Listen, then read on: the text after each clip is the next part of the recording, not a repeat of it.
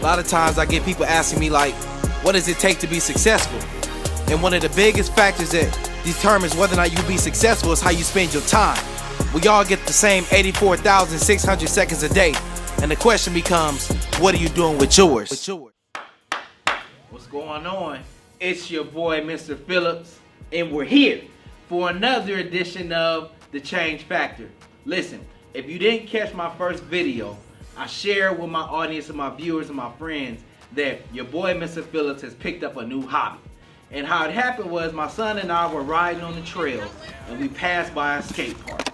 And of course, the guys is on the skateboards sliding and skidding and just doing their thing. And my son's like, Dad, let's check them out. So we go over there and we watching and we just looking at them doing the crazy tricks. And I'm thinking to myself, like, these guys are crazy.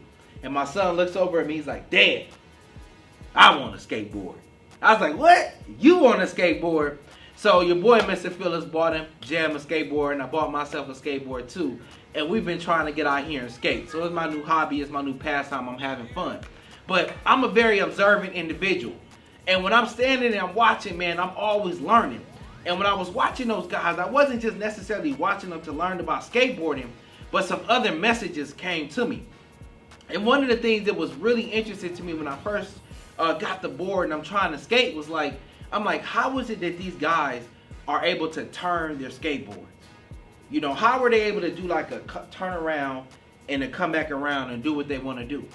And when I first got my board and I was first trying to skate, I'm out there and I'm skating and I'm trying to turn, but I'm so scared that I'm a fall that I'm kind of looking at the ground. I'm kind of looking to the side, making sure I don't hit the wall. I'm looking over here to this side to make sure I don't hit this wall, and I wasn't turning nowhere. And I'm like, man, what am I doing wrong? Like, what's going on here? And you see, the really cool thing about the culture of skateboarding that I've been able to see so far in only about 8 or 9 days that I've been trying to skate is that cats really don't mind helping each other.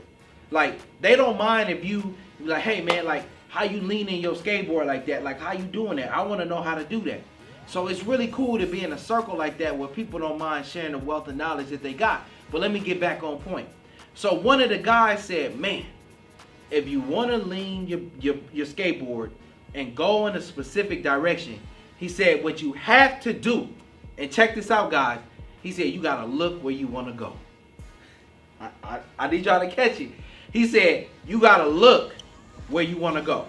So let me break it down. So if I'm riding my skateboard and I want to turn around and go over there, even though my body is facing this way and I'm rolling this way, I got to turn and look this way. And it's crazy because it's like, it's scary at the same time because it's like, oh my God, I'm not looking, my board isn't going the way that I want to go. And I'm afraid that I'm going to crash and look around. But I listened to the guy, even though I was nervous and I was scared. And I'm skating and I looked and I turned my shoulder where I wanted to go. And before you knew it, the skateboard was just turning, and going where I wanted to go. And man, as I was sitting there thinking, a message came to me. And I thought about how oftentimes we want to get to a destination or a point in our life, whether it's the type of grades that we want, the type of success that we want, to make the team that we want to make, to have the relationships that we want to have, or the relationships that we want to build. But the problem is we take our eyes off of where we're trying to go and we're looking all over the place and we're not focused on where we want to go. And you see, it's deep because people are like, I want to make A's and B's, but you ain't really focused on what does it take to make the A's and B's. Or so many people are like, I want to be a speaker or an entrepreneur. I had a friend of mine, he said, Pat, he said, I want to speak. He's like, put me on so I can speak. And I was like, let me ask you a question, brother. I said, show me some video of you speaking. Why? I don't have any video. Show me a photo or something of you speaking. Well, I don't have a photo or video. So then how can I be confident that if I gave you the opportunity to speak that you would do well?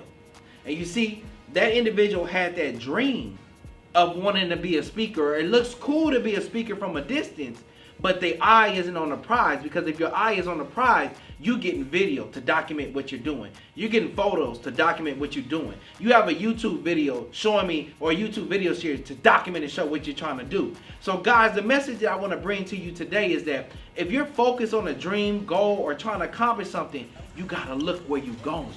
You can't stop and look around and be like, oh, what's over there? Or oh, what's down here? Or oh, what's up there? Or oh, look what they doing over there. You gotta focus and look where you wanna go.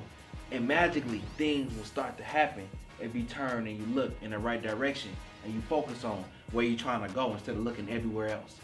As always, guys, like, share, subscribe. Leave a comment in the comment section if you like what you heard. But then also, if you want me to talk about a specific topic, put it in the comment section and your boy Mr. Phillips is going to work on it. As always, I'll see you at the top, because the bottom is just way too crowded. Let's get to it, y'all.